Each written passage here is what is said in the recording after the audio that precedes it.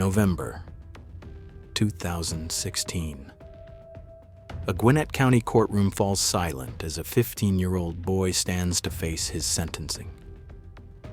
"I wish I could give you more time than I can," Judge Randy Rich says, his voice cutting through the tension. "Because I think you're a cold-blooded killer. I hope you never get out of jail." The teenager shows no emotion, no tears, no remorse. Just a flat, emotionless stare as he's sentenced to life in prison for a murder that shocked Georgia. But this isn't just another teenage crime story. This is about a 14-year-old boy who helped orchestrate the calculated murder of an innocent pizza delivery driver, a child who thought he could outsmart the law, and a tragedy that destroyed two families forever. March 1st, 2016, Lawrenceville, Georgia. Just before midnight, a Papa John's delivery driver named Shane Varnadore received an order. 4 pizzas, Wesley Harrington Apartments. A routine delivery. Shane Varnadore was 28 years old, a hard-working man who loved to play music and design video games. The kind of person who wouldn't kill a bug inside his own house, his family would later say. He grabbed the 4 pizzas, a 2-liter bottle of soda, and drove to the Wesley Harrington Apartments off Harrington Road. He had no idea he was driving into an ambush. The order was fake, a trap. Set by 2 people who had moved from Chicago to Georgia to escape their criminal pasts. 21-year-old Jermaine Young and his 14-year-old accomplice Reginald Lofton. When Shane arrived at the apartment complex parking lot, someone was waiting. What happened next would be over in seconds, but the aftermath would haunt Lawrenceville forever. Shane Varnadore was shot once in the chest, a single .40 caliber bullet. He collapsed in the fetal position in the parking lot, his life bleeding out onto the pavement. By the time police arrived, Shane was gone. His car, his money, his cell phone, all still there. But the 4 pizzas and the 2-liter soda, taken. The Papa John's delivery bag lay empty on the ground next to a shell casing. A man had been murdered over 4 pizzas. Within hours, Gwinnett County Police began piecing together what had happened. The fake pizza order, the ambush setup, the robbery that turned into murder. Then came the first break. Shortly after the murder, witnesses saw a teenage boy walking into a nearby apartment in the same complex. He was carrying pizzas, 4 of them. Less than 24 hours after Shane Varnadore was killed, police executed a search warrant at 1400 Harrington Road, the Wesley Harrington Apartments. The SWAT team assisted. Several persons of interest were detained. Inside the apartment, they found Jermaine Young, 21, and Reginald Lofton, 14. Both were arrested immediately. But the evidence police discovered painted an even darker picture. Hours before the murder, both Young and Lofton had posted photos on Facebook. Photos of them posing with guns. The same gun that would be used to kill Shane Varnadore. And that gun, police found it hidden inside a box of pancake mix in the apartment. The murder weapon, concealed in breakfast food like a twisted joke. Detectives also traced the prepaid phone used to place the fake Papa John's order. It led directly back to the apartment where Lofton lived with his sister. The investigation revealed something chilling. This wasn't a robbery gone wrong. This was premeditated, calculated.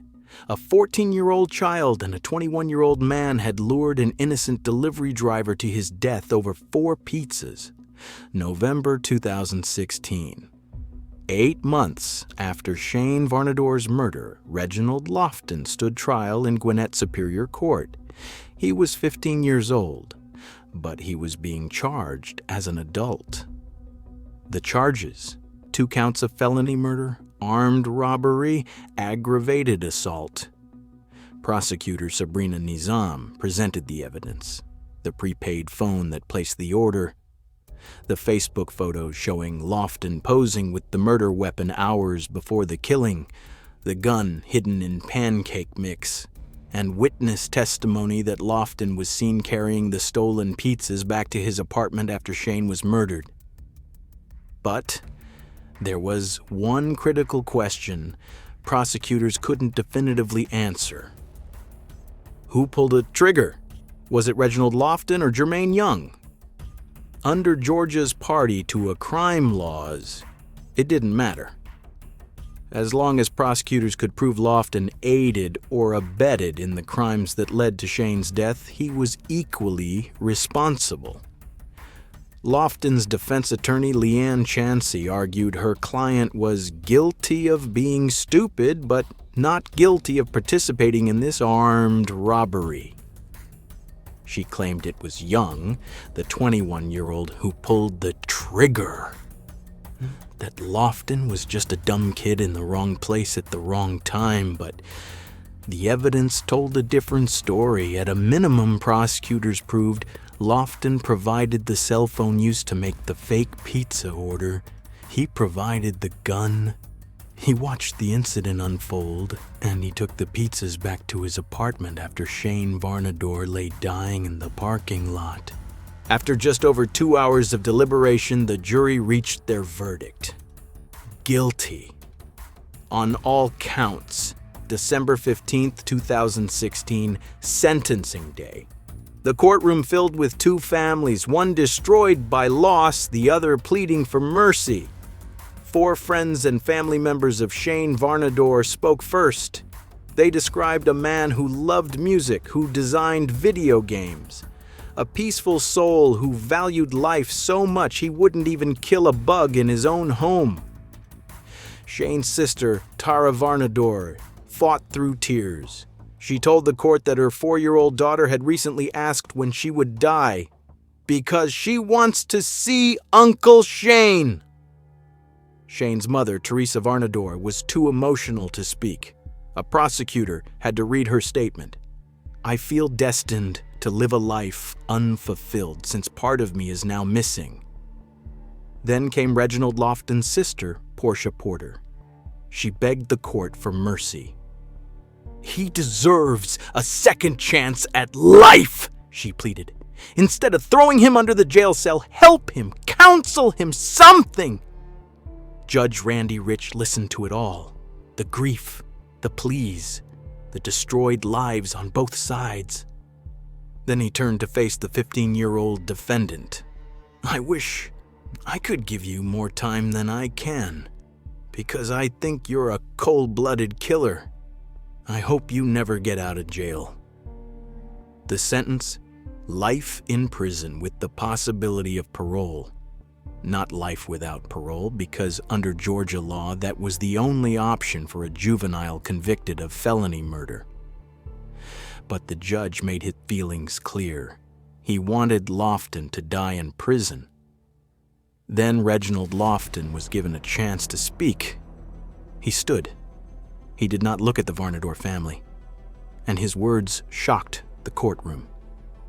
"I just want to say that I'm sorry for your loss, but, I did not, kill your son, and I wasn't the shooter." That's it, Judge. No acceptance of responsibility, no real apology, just denial. 18 months later, in May 2018, Jermaine Young faced his own trial. The 23-year-old was convicted of murder, aggravated assault, and armed robbery in Shane Varnadore's killing. The jury deliberated for less than 5 hours before finding Young guilty on all charges. 2 trials, 2 convictions. Both participants in Shane Varnadore's murder would spend the rest of their lives in prison. But the question of who actually pulled the trigger, that remains officially unclear. What is clear is that both Reginald Lofton and Jermaine Young played essential roles in luring Shane to his death, robbing him, and leaving him to die over 4 Papa John's pizzas. Today, Reginald Lofton sits in a Georgia prison. He's in his early 20s now.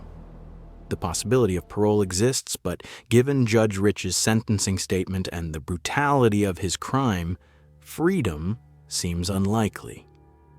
The Reginald Lofton case forces us to confront uncomfortable truths about youth crime, violence, and lost potential.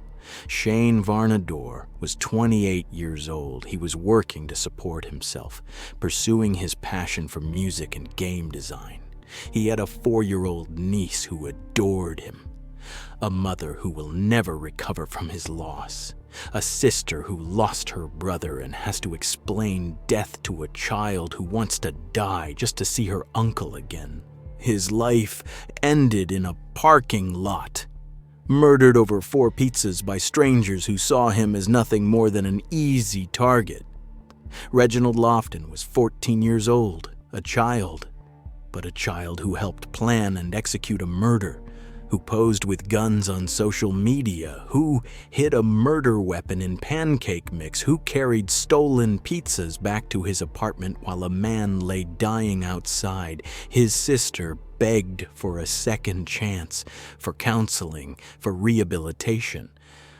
But some crimes cross a line from which there is no return. At 14, Reginald Lofton made a choice. He chose to participate in a robbery. He chose to provide the weapon. He chose to make the phone call. He chose violence. And now at 15, he was told he would likely spend the rest of his life paying for those choices. A teenager in an adult prison. A child who threw away his future for 4 pizzas in a moment of violence. 2 families destroyed, one by death, one by imprisonment. And all of it could have been prevented if a 14-year-old had made a different choice on March 1st, 2016. Shane Varnadore will never design another video game, never play another song, never see his niece grow up, and Reginald Lofton will likely never live as a free man again.